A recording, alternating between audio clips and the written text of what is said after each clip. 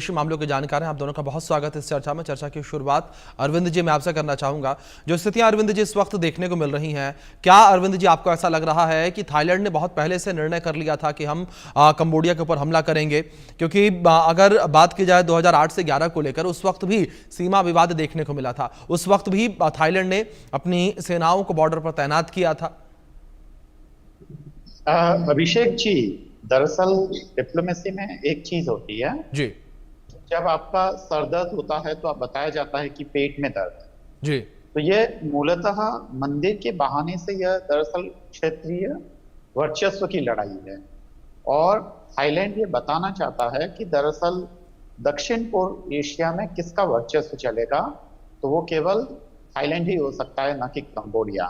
तो ये दरअसल वर्चस्व की लड़ाई है, जिसमें महत्वपूर्ण चीज ये जी है कि जिन F-16 विमानों का थाईलैंड ने प्रयोग किया है, अगर हम उसके कॉन्ट्रेरी अगर हम देखें कि कंबोडिया के पास इस तरीके का कोई विमान है तो बेहद मुश्किल से मिलेगा। तो यह तो तय है कि दरअसल जो हवाई ताकत है उसमें थाईलैंड कंबोडिया से काफी आगे है।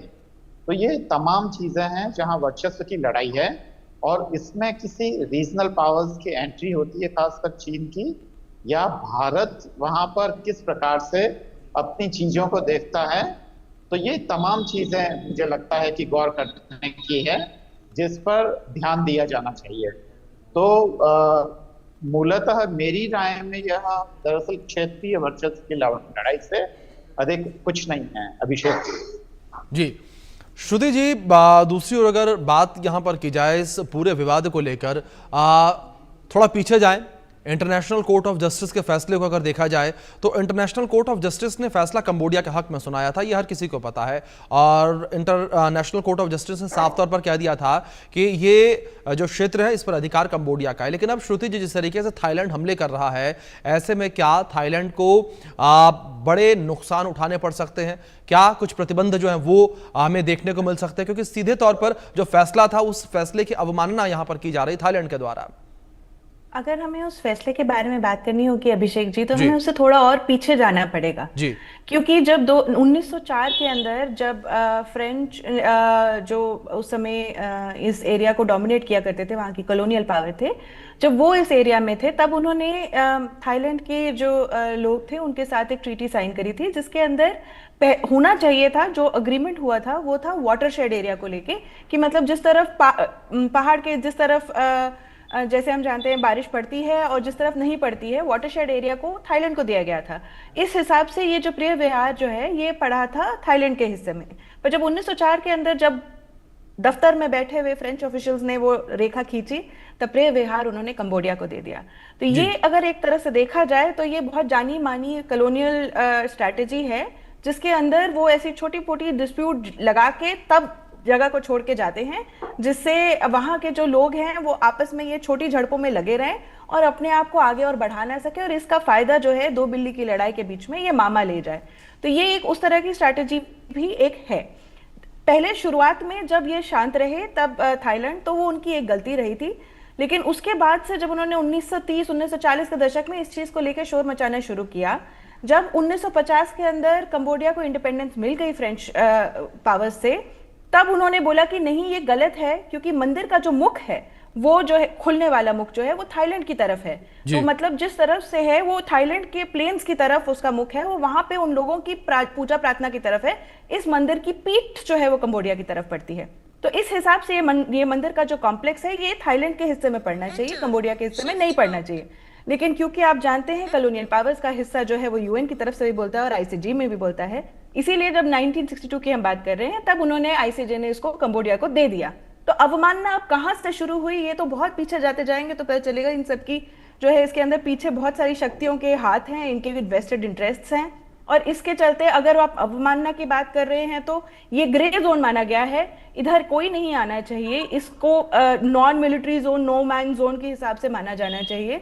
लेकिन यहाँ पे लोग कंबोडिया के नेशनल एंथम गाते हुए गए, फिर कंबोडिया के वहां पे ड्रोन्स भी वहां पे घूम रहे थे। तो इस तरह से एक तरह से उनको प्रोवोक किया गया, उनको उस्काया गया कि आइए जरा जंग लड़े।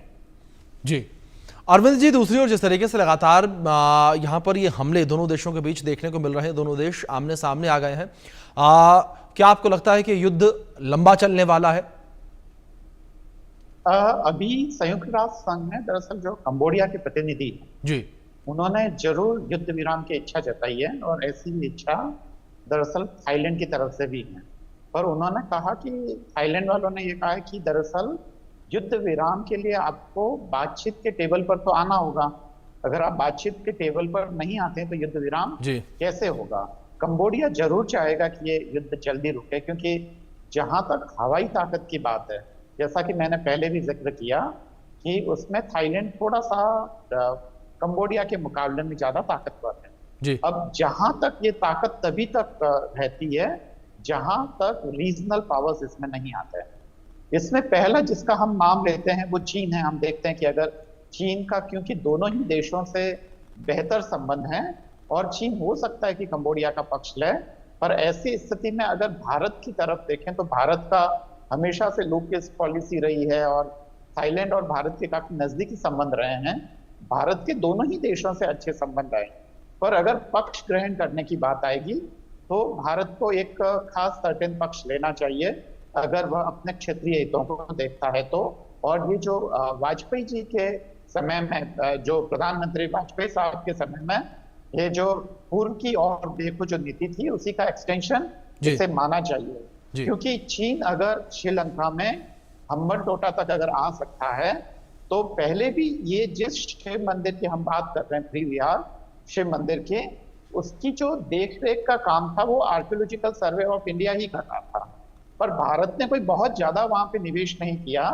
तो मुझे लगता है कि इस निवेश को बढ़ाने की भी जरूरत है, और उस पूरे में काफी जो भारतीय उपस्थिति है अगर वो बढ़ती है तो दोनों देशों के हित की भी बात है, और अगर भारत वहां उपस्थित होता है तो शायद लड़ाई की संभावनाएं भी कम होगी। भारत का इतिहास भी रहा है, कोरिया में भी, उत्तर कोरिया जब, दक्षिण कोरिया जब 62 पैरेलल को लेकर जब झगड़ा कर रहे थे तो भारतीय सेनाएं वहां गई थी। तो मुझे लगता है कि ये एक अच्छा मौका है अगर हम पूर्व की और देखो नीति को हम आगे बढ़ाना चाहते हैं। अभिषेक जी। श्रुति जी, दूसरी ओर कंबोडिया थाईलैंड विवाद में एशियन की क्षेत्रीय एकता पर कितना असर पड़ता हुआ आपको नजर आ रहा है? ये एशियन के नेशंस पहले भी नाकाम रहे थे। 2008 से लेकर जो 2013 तक की इनकी जो लड़ाई चलती रही उसके अंदर भी ये लोग काफी अपनी तरफ से काफी असहाय पाए गए। फाइनली इनको बाद में वेस्ट के नेशंस ने ही आके इस मामला को दफनाया गया था और इसको सुलझाया गया था। अब अगर इस समय में भी देखा जाए तो डोनाल्ड ट्रंप ही आके बोल रहे हैं कि भाई या तो ट्रेड होगी या वॉर होगी, तो वो वैसे ही अपना ट्रेड और टैरिफ और ये सब लेकर बात कर रहे हैं। तो ये बात तो सही है कि एशियन नेशंस आपस में ये लड़ाई नहीं निपटा पा रहे हैं, जबकि वैसे मलेशिया के अंदर आज ये दोनों नेशंस बैठ के बात करने की ये न्यूज आ रही है कि ये दोनों नेशंस बैठ के इसके बारे में, पीस के बारे में बात करेंगे। बट लड़ाई तो इनकी हमेशा से है, यह 100 साल पुरानी लड़ाई है, ये आज की नहीं है। ये सिर्फ अब नए आधुनिक तरीके से चल रही है, और इसका बेस मुद्दा यही है कि जो ये जैसे आपके दूसरे पैनलिस्ट जी ने भी कहा कि ये क्षेत्रीय वर्चस्व की लड़ाई है, जो जीत गया वही सिकंदर। और इसके अंदर जो सेकंड एंगल आता है, कंबोडिया को सपोर्ट है चाइना की तरफ से और थाईलैंड को सपोर्ट है यूएस की तरफ से। एक कोई कनाल बनने की बात हो रही थी जो थाईलैंड नहीं बनने देना चाहता है, और इसके चलते इस हो सकता है कि इसके अंदर एक जियोपॉलिटिकल भी एंगल आ रहा हो। ठीक है अरविंद जी, दूसरी ओर अगर बात यहाँ पर प्रेम विहार के इस पूरे विवाद को लेकर की जाए, इस विवाद के बीच एशियन में चीन या फिर अमेरिका का प्रभाव कितना आपको बढ़ता हुआ नजर आया? क्योंकि लगातार जिस तरीके से अभी श्रुति जी ने भी जिक्र किया कि यूएन का सपोर्ट जो थाईलैंड को मिल रहा है, चीन का सपोर्ट जो है वो कंबोडिया को मिल रहा है, लेकिन दूसरी ओर ये भी कहा जा रहा है कि बैकएंड से थाईलैंड को अमेरिका भी सपोर्ट कर रहा है क्योंकि कंबोडिया को चीन का सपोर्ट मिला है। अभिषेक जी, मेरी जो को पैनलिस्ट श्रुति जी हैं जी, उन्हीं की बात को आगे बढ़ाते हुए, हालांकि उनसे पूरी तरह से सहमत नहीं होते हुए, उनसे आंशिक तौर पे पार्शली सहमत होते हुए एक बात तो माननी पड़ेगी कि दरअसल अमेरिका क्यों नहीं सपोर्ट करेगा। F-16 विमान है, वहां से यूरोप और जो पूरा अमेरिका है वो हथियारों का बहुत बड़ा बाजार है जी, और टेक्नोलॉजी के नाम पर बहुत काफी लंबे सालों से लूट चलती आ रही है। मतलब अगर कोई विमान आपको 500 करोड़ की अगर विमान संबंधी कोई डील होती है तो उसकी जो लागत है उससे कहीं ज्यादा, दरअसल तकनीकी के नाम पर यह देश हमसे लेते रहे, भारत से भी लेते रहे। जी। भारत और पाकिस्तान को लंबे समय तक आपस में लड़ाए रखा है। और ऐसा ही मामला कुछ कुछ यहाँ पर भी है, जैसा कि जो फ्रांस का जो कॉलोनियल मैप है उसमें इस मंदिर को दरअसल कंबोडिया का हिस्सा बताया है।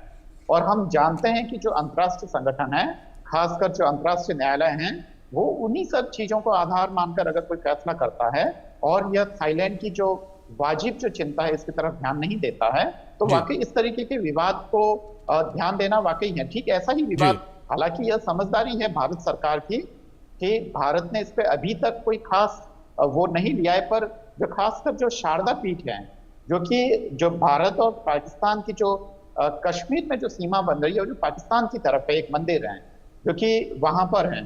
पर ऐसा ही अगर भारत और पाकिस्तान अगर इन सब मसलों पे झगड़ना चाहें तो झगड़ सकते हैं, पर भारत की हमेशा से ये नीति रही है कि युद्ध को जितना दूर रखें उतना ही अच्छा है। बिल्कुल। तो यह कुछ कुछ ऐसा ही है। ये दरअसल टूरिज्म वगैरह इन सब चीजों को और वर्चस्व को लेकर भी ये तमाम चीजें हैं, पर ऐसा नहीं है कि आपस में समझौता नहीं हो सकता है। जी। आसियान इसका एक बहुत ही अच्छा उदाहरण है, जहां आर्थिक मामलों को लेकर काफी तमाम देश एक साथ जुटे थे, और ऐसी ही तमाम कोशिशें मुझे लगता है कि भविष्य में भी हो तो ठीक है। ज्यादा। अरविंद, जिस तरीके से आपने जिक्र किया समझौतों को लेकर, श्रुति जी मैं इसी के साथ आपके पास आऊंगा, इसी बात को आगे बढ़ाऊंगा मैं, जहां एक और ये भी बातें चल रही हैं कि मलेशिया में दोनों देशों के बीच जो है वार्ता होने वाली है शांति को लेकर।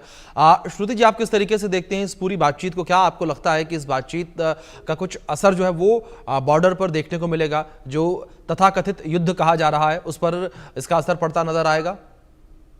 इस बातचीत का असर तो यही होना चाहिए कि वहां पे जो जहां तक मुझे अभी पता है कि इस वक्त जब वो बैठेंगे तो वहां पे ये फायरिंग होना बंद हो जाएगी। होपफुली आपके जो थाईलैंड के जो सोल्जर्स हैं वो विड्रॉ कर जाएंगे एंड फिर से वो नो मैन ग्रे जोन एक बन जाएगा जहां पे कोई ना आए ना जाए। पर ये जरूर एक दुख की बात है, सबके बीच में एक हिंदू टेम्पल है जिसके ऊपर बम गिरते हैं, जिसको यूज किया जाता है, जिसमें ट्रेंचेस बनाई जाती हैं।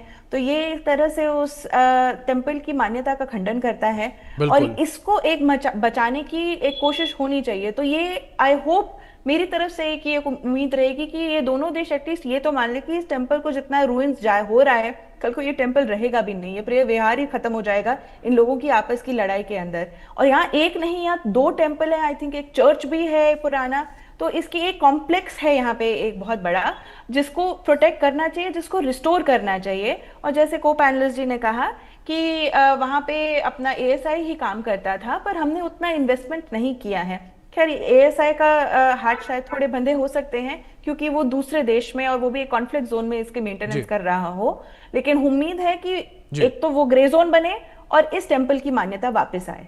बिल्कुल बिल्कुल। श्रुति जी, अरविंद जी, अब जाहिर तौर पर देखना यह होगा कि जो बातचीत होनी है, जब बातचीत के टेबल पर दोनों देश बैठेंगे तो क्या फैसला निकलकर सामने आता है, युद्ध होता है या शांति आती है। फिलहाल के लिए आप दोनों का बहुत शुक्रिया जुड़ने के लिए, अपना कीमती वक्त इंडिया न्यूज को देने के लिए। वक्त छोटे से ब्रेक का है, बने रहें इंडिया न्यूज के साथ।